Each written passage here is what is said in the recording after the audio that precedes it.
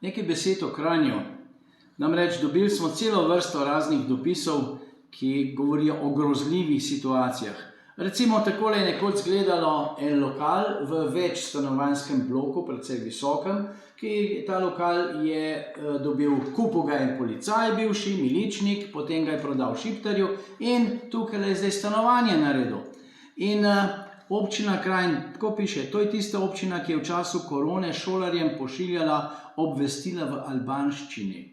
To je tista občina, kjer župan Rakovec, seveda od komunistov, SD, od Fajonove, intenzivno prodaja vse, kar se da Šiptarjem.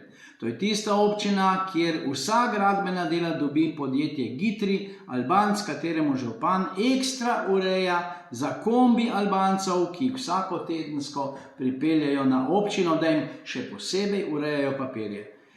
To je tista občina, ki ima zunaj pred vhodom v občino dve čakalni vrsti. Eno za domačine, drugo za neslovence. In ti neslovenci grejo hitreje na vrsto.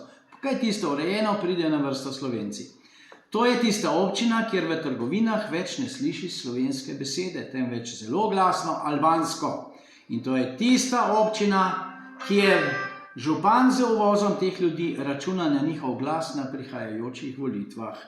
Kaj vse Rakovec dejansko dela z njimi in za njih, ti lahko pove z prvo vrste enih 10-15 ljudi, ki bi z veseljem to povedali in bodo povedali. Bodo prišli k meni v parlament, vse mi bojo razložili in to svinarijo bomo spucali.